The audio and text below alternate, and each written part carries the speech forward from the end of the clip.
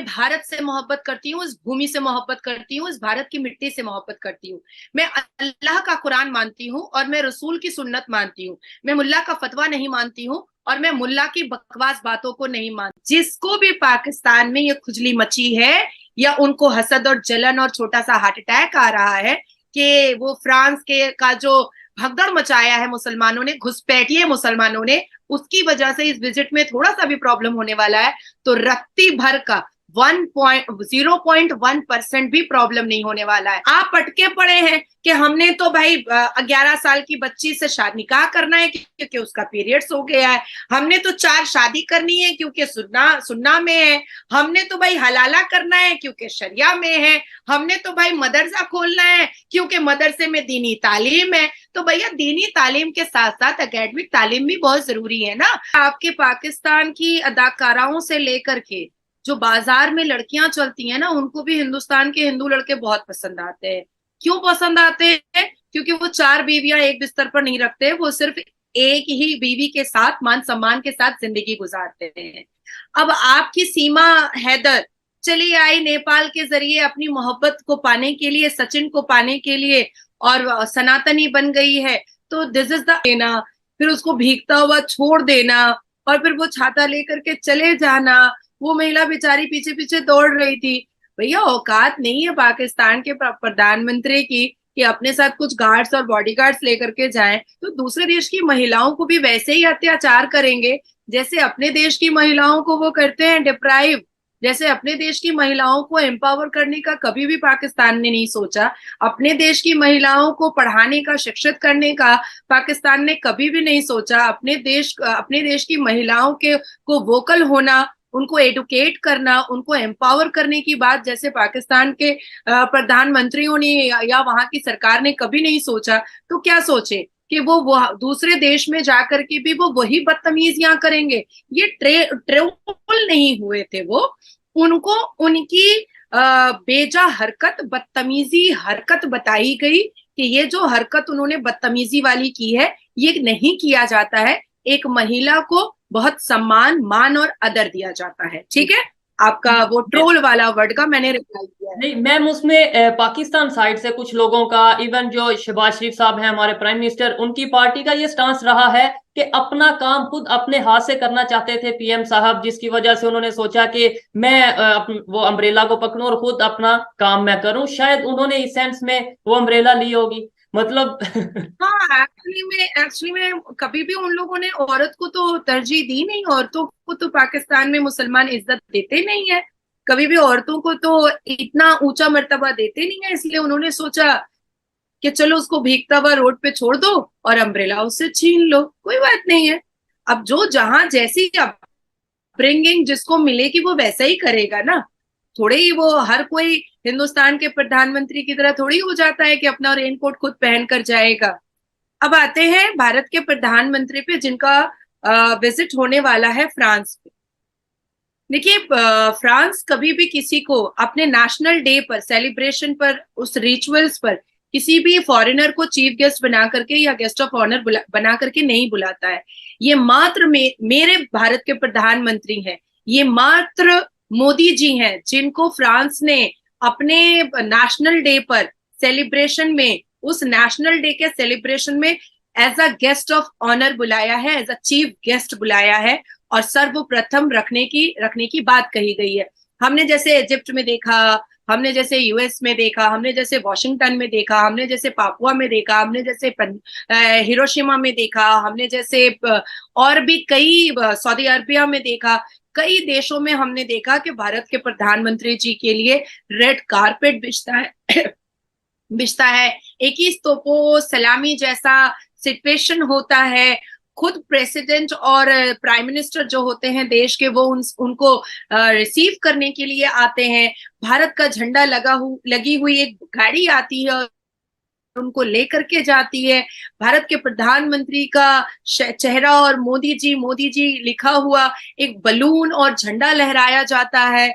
तो ये सारी चीजें और ये सारे सिनेरियोस, चाहे वो मुस्लिम कंट्री हो, चाहे वो यूएस हो, चाहे वो पापुआ हो, चाहे वो हिरोशिमा हो, चाहे वो कोई भी कंट्री हो, तो वहां यहाँ भी फ्रांस में भी हमको देखने को मिलेगा। और हमें देखिए स्टार्टिंग में ही पता चल गया है कि as a guest of honour बुलाया जा रहा है, चीफ गेस्ट, फ्रांस के नेशनल डे पर चीफ गेस्ट करके बुलाया जा रहा है।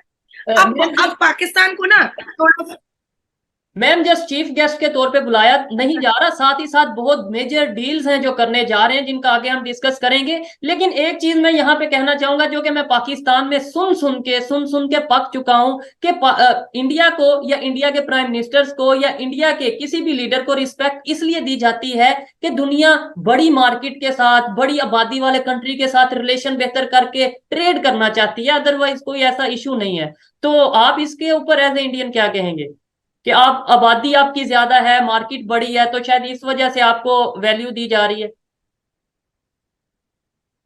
अभी मैं और आप क्या कर रहे हैं? हम तो बात कर रहे हैं, डिबेट कर रहे हैं और इश्यूज पे। आपका कोई फायदा नहीं है उससे, आपका कोई फायदा नहीं है या मेरा कोई फायदा नहीं है। मेरा फायदा पब्लिसिटी का है और आपका भी फायदा पब्लिसिटी का है कि आपका चैनल और रेनाउंड हो।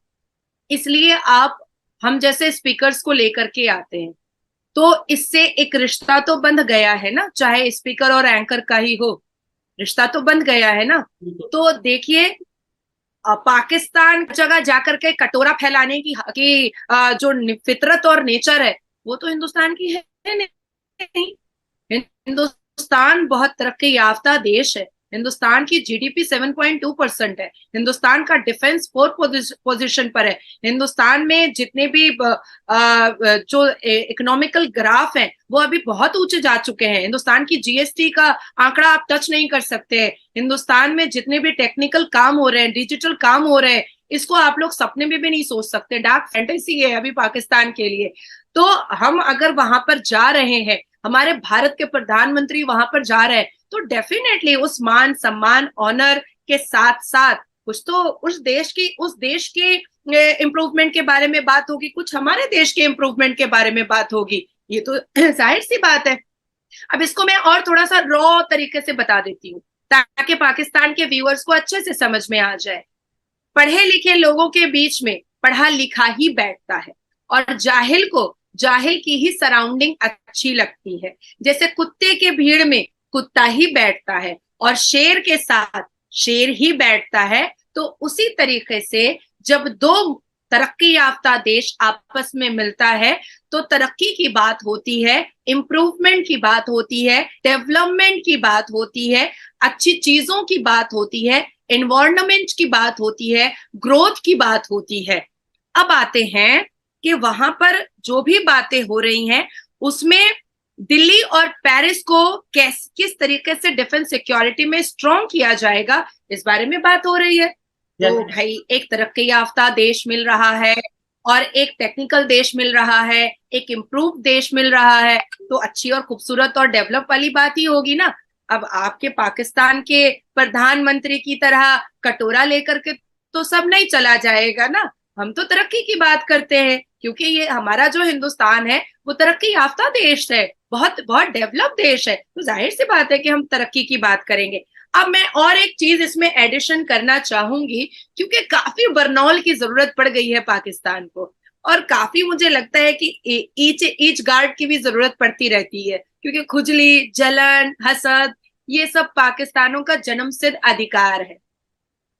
अब ये कहेंगे कि भाई अभी तो फ्रांस में इतना दंगा हो रहा है, अभी तो फ्रांस में इतना कुछ हो रहा है, पर उसका एक भी इफेक्ट इस विजिट में नहीं होने वाला है। और फ्रांस के गवर्नमेंट ने पहले ही पाकिस्तानियों को वार्न कर दिया है कि भैया तुम्हारा आना तो बैन है मेरे देश में। अब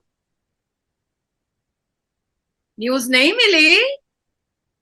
नहीं, बैन का ये मैंने लेटेस्ट इस बारे में अभी तक खबर नहीं देखी कि पाकिस्तानियों को बैन कर दिया गया फ्रांस में।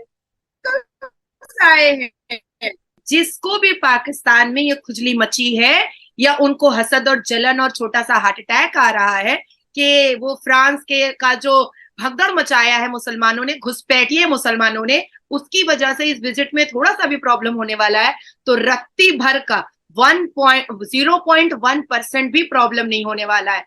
हमारे एनएसए के डायरेक्टर अजित डोवल जी पहले ही वहां पर विजिट करके सब कुछ देख चुके हैं। और सब मैंने, कुछ देख चुके हैं।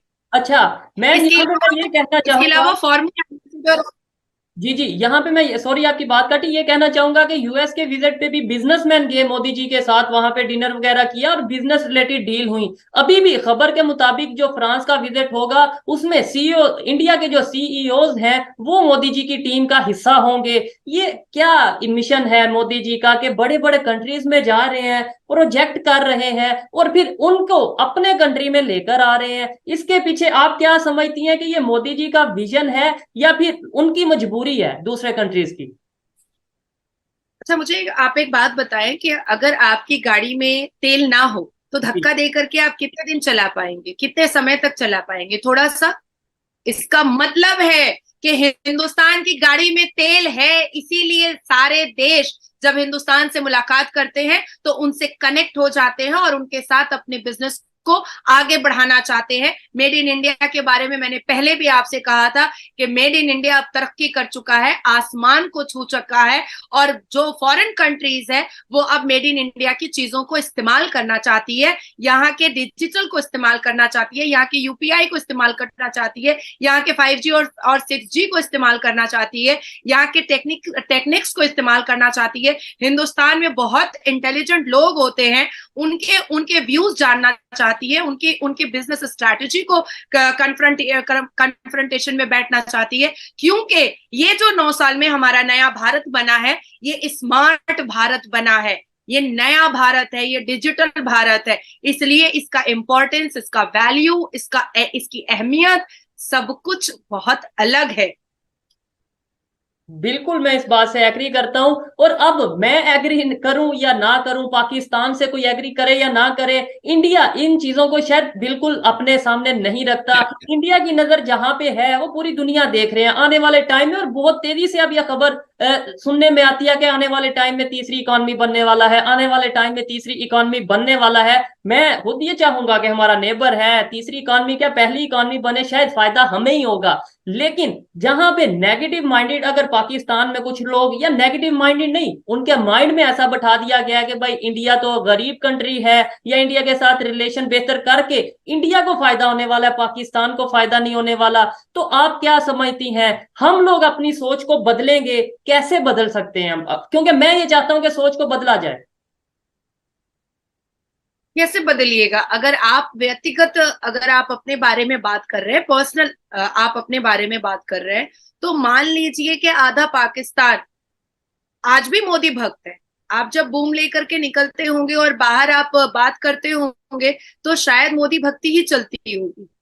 आज पाकिस्तान के हर एक चैनल पर, हर एक छोटे बड़े चैनल पर मोदी भक्ति की ही बात चल रही है। भारत के अचीवमेंट्स, भारत के इंप्रूवमेंट, भारत के डेवलपमेंट के बारे में ही बात चल रही है।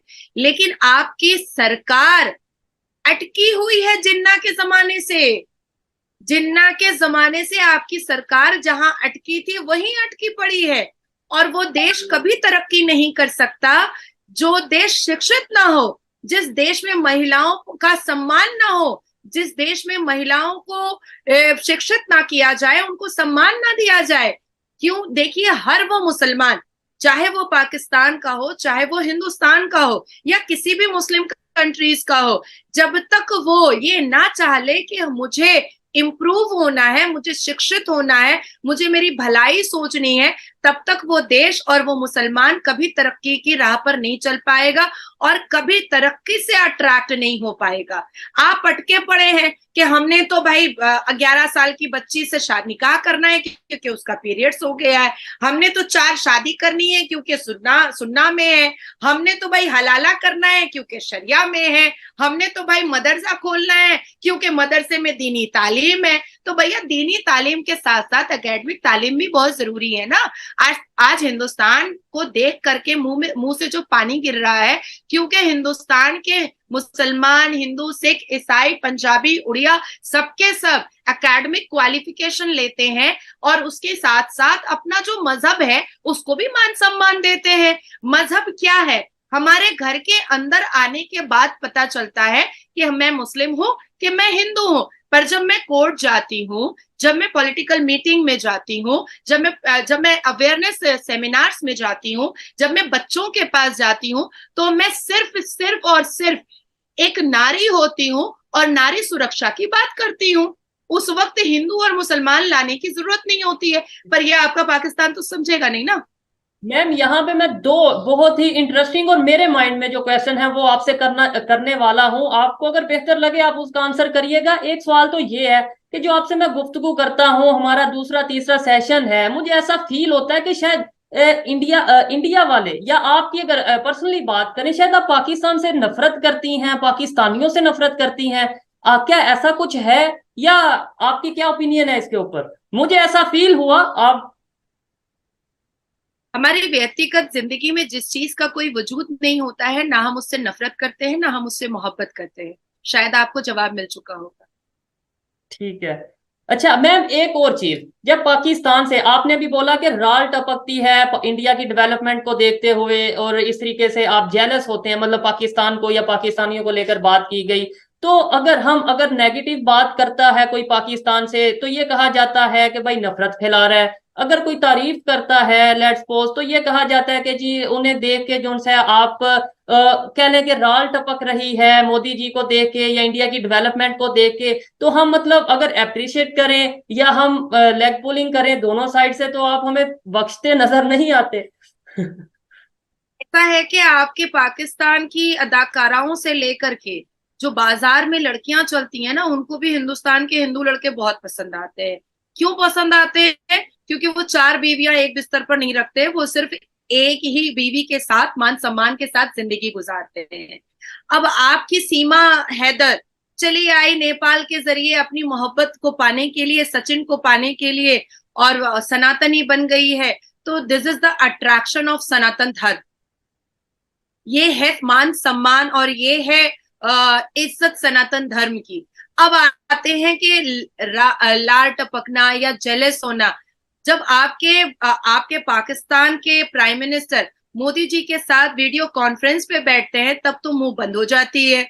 तब तो बेचारे थैंक यू बोल करके निकल पड़ते हैं। और उसके बाद जब पाकिस्तान की गली कूचों में जब वो तकरीर करते हैं, तो कहते हैं कि बहुत चंद दिनों में हमारा पाकिस्तान इतना इतना तरक्की याफ्ता हो जाएगा कि हम दूसरे देशों को हम कर्ज दिया करेंगे। तो this is kind of jealous ना।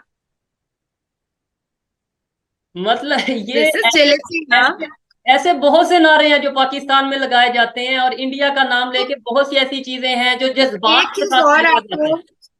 मैं एक चीज और आपके साथ डिस्कस करूंगी कि आखिर देखिए, ये इमरान खान जब प्रधानमंत्री था आपके पाकिस्तान में, मैं तब की बात कर रही हूँ कि एक लड़की के कपड़े बीच बीच चौराहे पर फाड़े गए थे।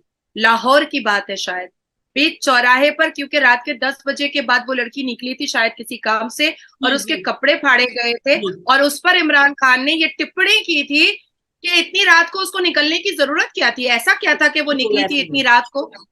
तो ऐसा मुसलमान देश और ऐसा इस्लामिक देश पर खुदा का भी कहर नाजिल होता है। क्यों? आज अभी रात का 1 बज रहा है, मैं अभी आई हूं अपनी मीटिंग और कॉन्फ्रेंस कंप्लीट करके, मेरे कपड़े तो किसी ने नहीं फाड़े। और अगर फटे मेरे कपड़े तो कानून ऐसी सजा देगा कि पूरी जिंदगी उन मर्दों की जिंदगी हराम हो जाएगी, जहन्नुम हो जाएगी।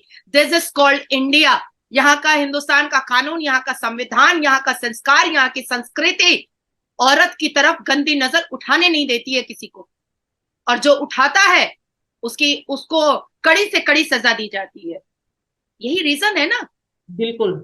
मैं समझता हूँ कि देखें, ये रेप के केसेस हों या हरासमेंट के केसेस हों, मैं ये बिल्कुल फेयरली ये कहना चाहूंगा कि अपना ये हर कंट्री में, इंडिया हो, पाकिस्तान हो, या कोई भी कंट्री ऐसा हो, वहां पे ये केसेस होते हैं। मतलब अगर आप ये कहें कि पाकिस्तान के प्राइम मिनिस्टर ने ये स्टेटमेंट दिया, मैं एग्री करता हूँ आपकी बात से कि ये स्टेटमेंट हरगिज नहीं देनी चाहिए थी, और वो भी इतने, ये आप एक लेवल पे बैठ के ये कहें कि आपको आधी रात को बाहर नहीं आना चाहिए। इससे ना सिर्फ पाकिस्तान का इमेज खराब हुआ, खवातीन के दिल उजारी हुई, दिल दुखा उनका। ये चीजें हमें देखने की जरूरत है।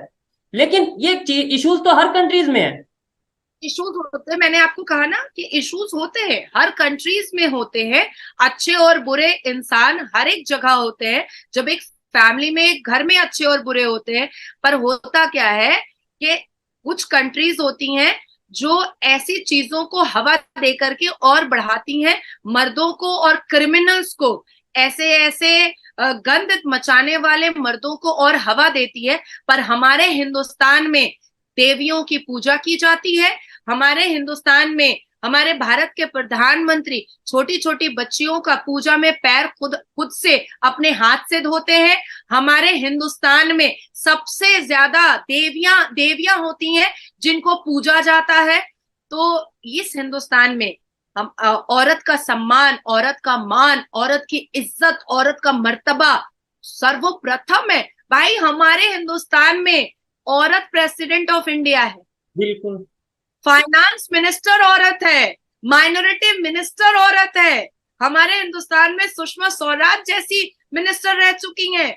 हमारे हिंदुस्तान में झांसी की रानी जैसी रह चुकी हैं। अगर आप पीछे चले जाइएगा तो मैं कितनी कहानियां आपको बता सकती हूँ ठीक है। वुमेन्स एम्पावरमेंट के बारे में। डेफिनेटली कोई ऐसा कंट्री जहां पे हिंदू कम्युनिटी, जहां पे सिख कम्युनिटी, मुस्लिम कम्युनिटी, ईसाई कम्युनिटी, जैन कम्युनिटी और बहुत सी कम्युनिटीज रहती हो और इतनी बड़ी आबादी हो और इस तरीके से वो मैनेज करके चलते हो, मैं एज ए पाकिस्तानी उस कंट्री को सलूट करता हूं और सलूट करना भी चाहिए। मैम एक चीज मुझे बताइएगा कि जैसे अभी इंडिया और फ्रांस अगर बात की जाए ज्वाइंटली मिल के एक्सपोर्ट करने जा रहे हैं वेपन्स को, मतलब डिफेंस वेपन को एक्सपोर्ट करने जा रहे हैं ऑलरेडी। आपने अभी तेजा उसकी बात की जाए, अगर ब्रह्मोस की बात की जाए, इसके अलावा चंद्रयान-3 की बात की जाए, डेवलपमेंट के हवाले से, टेक्नोलॉजी के हवाले से इतनी तेजी से जो आप लोग आगे बढ़ रहे हैं और दूसरे कंट्रीज के साथ मिलकर बढ़ रहे हैं, आने वाले टाइम में क्या आप ये